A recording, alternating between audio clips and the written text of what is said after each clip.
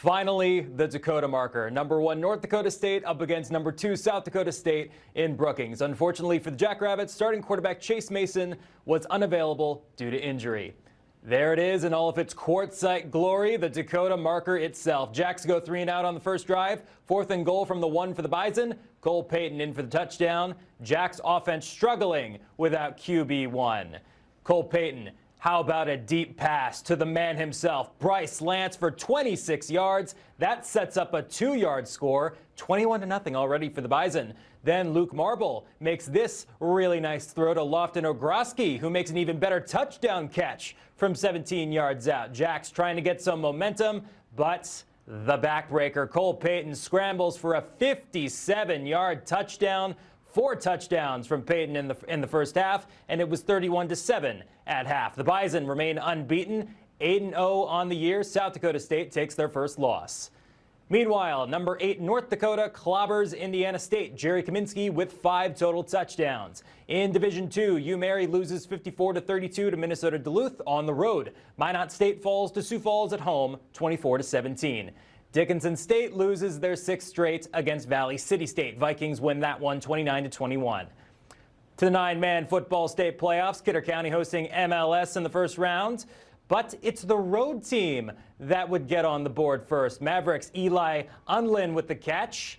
Quarterback Grady Larson trying to make something happen for the Kidder County Wolves, but Raiden Beck taking him to the ground. Number 4 going to be pretty happy about that one. But if you thought Larson was going to take that, think again. Larson to Preston Fisher for the Wolves' first touchdown of the game coming in the second quarter. Each team would make into the end zone before Drayson Johnson finished off the first half by tossing it to Grady Nett to make it 20-12 for the Mavericks. But the Wolves come out on top in this one, 36-28.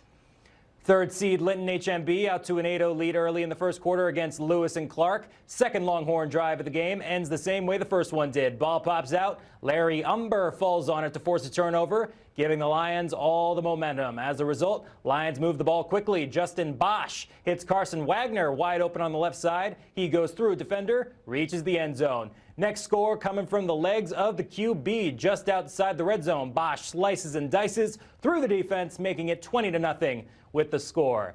Defense dominant as well, like a mighty pack of lions. Mavs going for it on 4th with the trickeration, but Carson Wagner stands them up at the line. Lions dominate 58-8. Over to Alexander versus Napoleon Gackle-Streeter. No score early. Bryce Schneider hits Carson Piatz. 4-yard pass, 8-zip for the Imps. Then 2:22 left in the first. Schneider, he rolls, and he hits Jackson Piatz again. 20-yard touchdown pass, 14-zip after one. Not bad for the first-year starting quarterback. 30-zip at the half. Imperials, here comes Alexander. Jacob Novak finds Caden Culbertson. Touchdown, 30-8 after 3. Alexander's first loss of the season comes in the first round of the playoffs. Imperials get the win, 36-22. Number 1, New Rockford pummels Hatton Northwood, and Grant County Flasher ties up Divide County. The Storm face the Rockets in the quarterfinals. 5-seeded Hankinson beat North Prairie 38-8. They play Napoleon next week. Kidder County draws a tough out in the quarters in number 2 Lemoore. Lobos beat 4 wins 68-16. South Border comes out on top in the Border War 43-26. Mustangs face Linton HMB up next.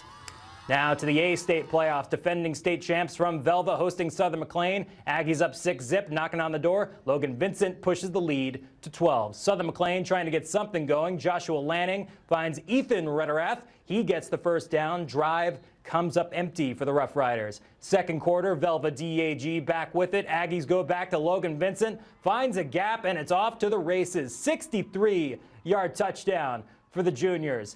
Aggies still pitching a shutout. Cooper Kittleson finds, guess who? Logan Vincent. This time in the air, they push the lead to 33. Aggie train keeps on rolling. Velva wins 49-6. 6th-seeded Bottineau hosting Central McLean. Braves with a 21-0 lead coming out of the half. Cougars looking to get back in it. Aiden Hansen connects with Ty Mankeef on the jump ball. They move into opponent territory. Same drive, 3rd and goal from the 1. Pitch out to Gavin Harriseth. He has the angle on the outside, puts Central McLean on the board. Cougars defense making it hard on Bottineau this second half, but check out the beautiful throw by Emerson Merrim to Landon Grant. 3 total touchdowns for Merrim on the afternoon. Fast forward to the end of the fourth, still 21-8. Nick Halverson from 30 yards into a heavy wind. Cherry on top for the Braves' first Class A playoff win in 14 years. Bottineau moves on 24-8. To the Division A playoff bracket, all the higher seeds in Division A move on. 1 seed Langdon plays 8 seed Hillsborough. Defending champion Velva moves on to face Park River area. Oh, now we're talking Killdeer versus Trinity in the quarters in Killdeer. That'll be fun. Cowboys beat Ray Powers Lake 39-13. Trinity won 13-6. Bottineau plays Ellendale. The Thunder beat Grafton 46-6. Century superstar Ruby Emmels looks to defend her state title at the Class A state cross-country meet in Jamestown. Meanwhile, on the boys' side, a stalwart Bismarck Demon tries to clear one last hurdle. Over in Jamestown we go.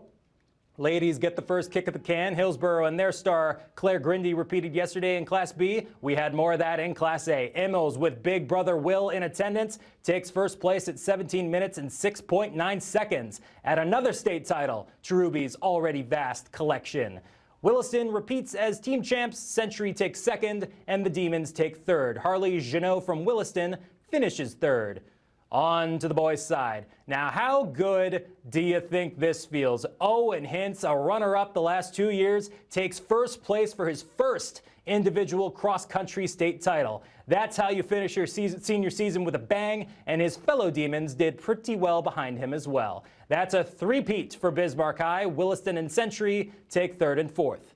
Game 2 of the World Series, Dodgers tie the series with a 5-1 win over Toronto.